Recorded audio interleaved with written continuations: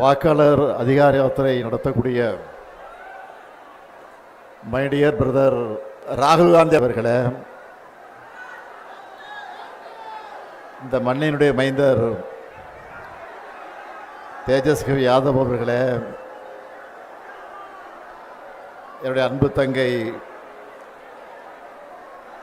Kanimozhi MP அவர்களே, காங்கிரஸ் கட்சியினுடைய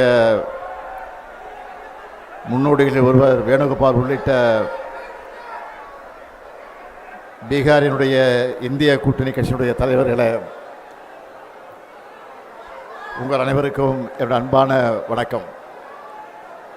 मेरे प्रिय भाई राहुल गांधी जी और तेजस्वी यादव जी और मेरे बहन कनिमोड़ी जी और कांग्रेस से वेणुगोपाल जी, आप सबको नमस्कार. உங்களை எல்லாம் பார்ப்பதற்காகத்தான் 2000 கிலோமீட்டர் கடந்து நான் இங்கே வந்திருக்கிறேன். आप सबको देखने के लिए मैं 2000 किलोमीटर पार करके आया हूं.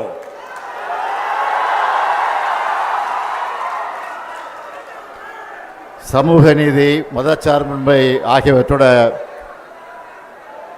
அடையாளம் அவர்.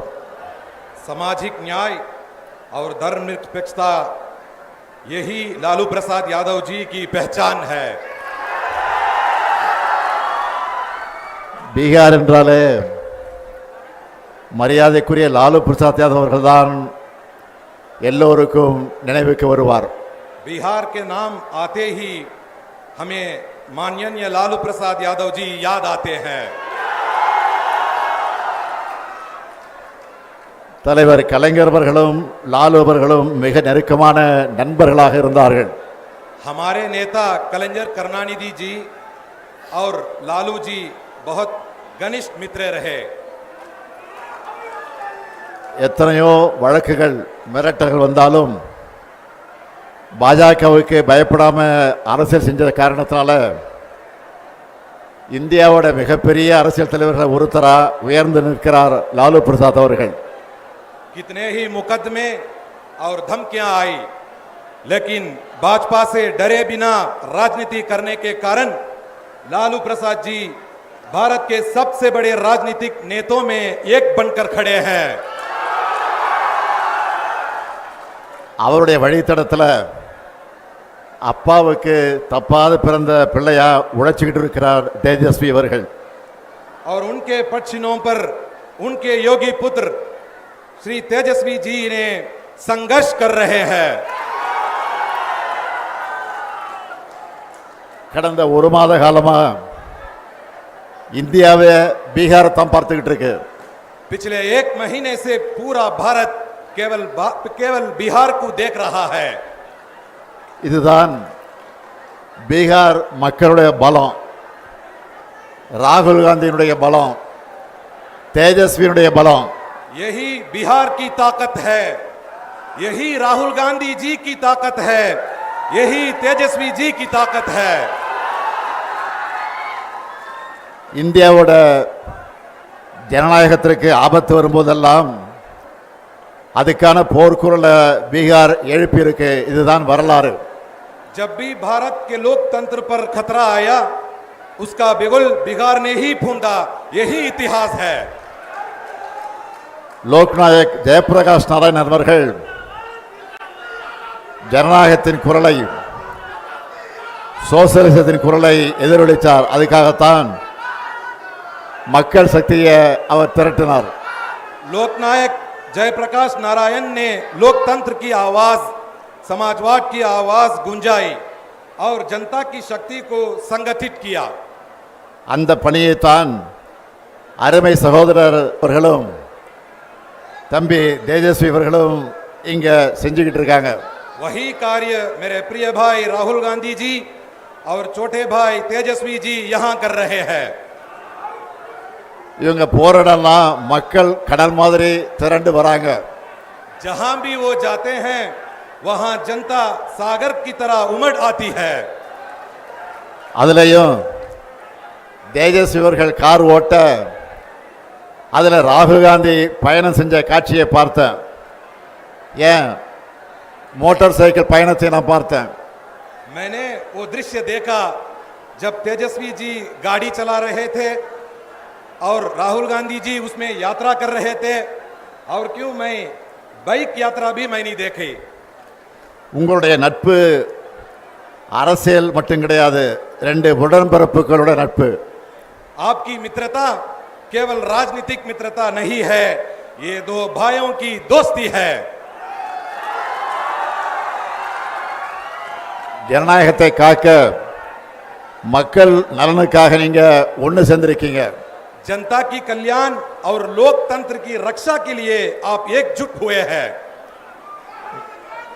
பீகார் எலெக்ஷன்ல உங்களுக்கு வெற்றியை பெற்றுத்தர போறது இந்த நட்பு தான். यही मित्रता आपको बिहार चुनाव में जीत दिलाने वाली है. பாஜகவோட துரோக அரசியல் தோற்க போகுது. தேர்தலுக்கு முன்னாடியே உங்களுடைய வெற்றி உறுதியாயிடுச்சு. भाजपा की विश्वासघाती राजनीति हारने वाली है. चुनाव से पहले ही आपकी जीत पक्की हो गई है. அதனால தான் இந்த வெற்றியை தடுக்க பார்க்கறாங்க. इसीलिए वो इस जीत को रोकने चाहते हैं. நியாயமா முறைப்படி வாக்குப்பதிவு நடந்தா பாஜக கூட்டணி தோத்துடும்னு மக்களான உங்களை வாக்களிக்க விடாம தடுக்கிறாங்க. अगर निष्पक्ष और सही तरीके से मतदान हुआ तो भाजपा गठबंधन हार जाएगा. इसलिए जनता को मतदान से रोकने का षड्यंत्र रचा जा रहा है. தேர்தல் ஆணையத்தை கீ கொடுத்தா ஆடுற பொம்மையா மாத்திட்டாங்க. चुनाव आयोग को वो रिमोट से चलने वाली कठपुतली बना चुके हैं. 65 லட்சம் பீகார் மக்களை வாக்காளர் பட்டியலிருந்து நீக்கினது ஜனநாயக படுகொலை. 65 लाख बिहार वासियों को मतदाता सूची से हटाना लोकतंत्र की हत्या है. சொந்த மண்ணில் பிறந்து வாழ்ந்த மக்களை வாக்காளர் பட்டியலிருந்து நீக்கிறதை விட பயங்கரவாதம் இருக்க முடியுமா? अपने ही जन्मभूमि में जहां लोग रहते हैं उन्हें मतदाता सूची से हटाना क्या ये आतंकवाद से भी खतरनाक नहीं है? எல்லா அடையாள அட்டைகளை வச்சிருந்தாலும் அவங்கள அட்ரஸ் இல்லாதவங்க போல ஆக்குறது அழித்தொழிப்பு தானே.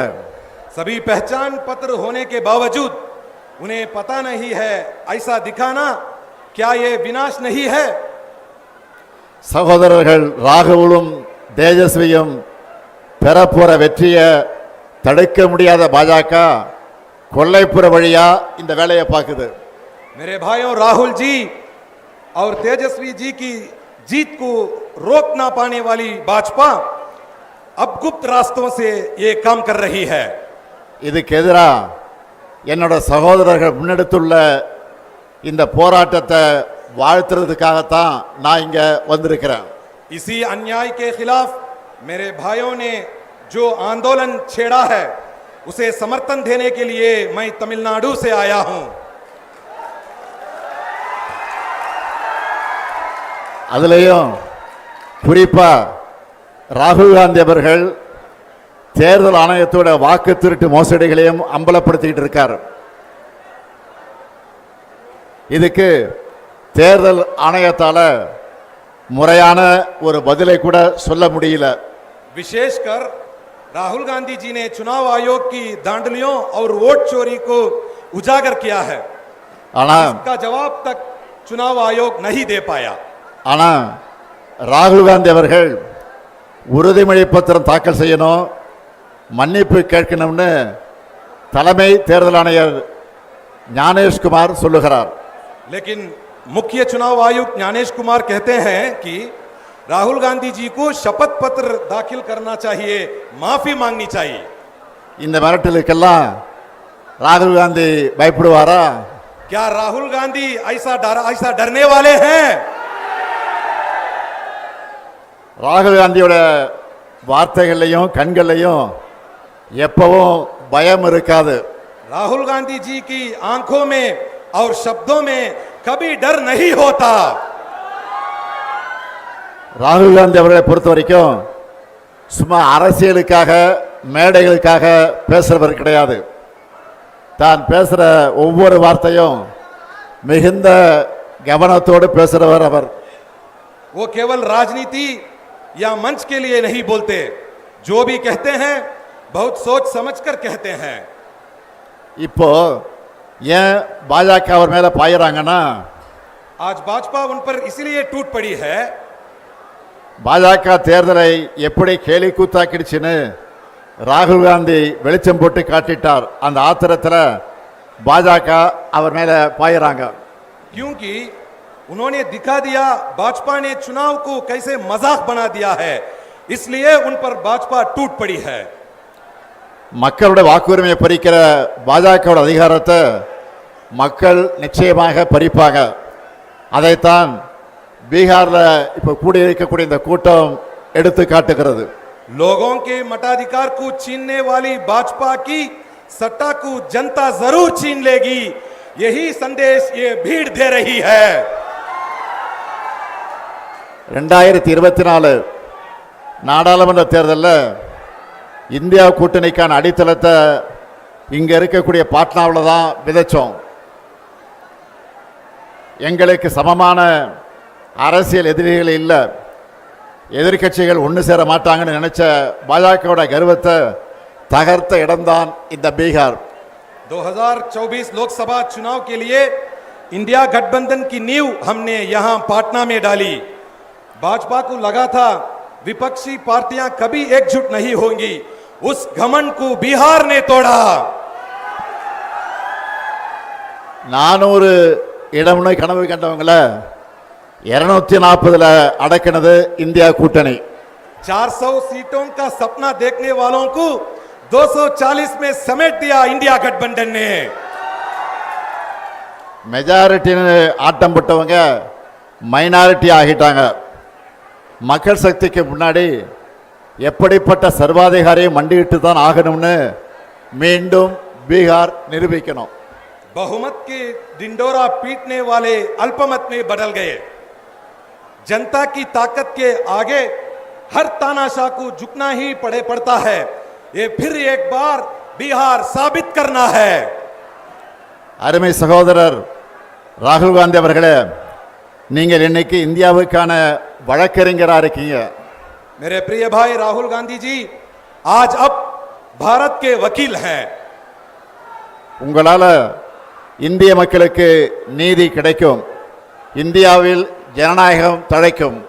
आपके कारण भारत के लोगों को न्याय मिलेगा, भारत में लोकतंत्र फूले फलेगा. மக்கள் சக்திக்கு இணையானது எதுவும் இல்லைன்னு சகோதரர் தேஜஸ்வி காட்டிக்கிட்டு இருக்கார். मेरे भाई तेजस्वी ने दिखा दिया है कि जनता की ताकत से बड़ा कुछ नहीं है. நீங்க 2 பேரும் பீகார்ல பெறப்போற வெற்றி தான் இந்தியா கூட்டணியோட அடுத்தடுத்த வெற்றிகளுக்கு அடித்தளமாக அமைய போகிறது. आप दोनों को बिहार में मिलने वाली जीत इंडिया गठबंधन की आगे की जीतों की नींव रखेगी. பீகார் சட்டமன்ற தேர்தலில் நீங்க வெற்றி பெற்ற பிறகு நடைபெறக்கூடிய வெற்றி விழா கூட்டத்தில் நிச்சயமா உறுதியா நானும் பங்கேற்பேன். நன்றி, வணக்கம். बिहार विधानसभा चुनाव में आप जीतने के बाद होने वाली सभा में भी मैं भाग लूंगा. धन्यवाद, नमस्कार.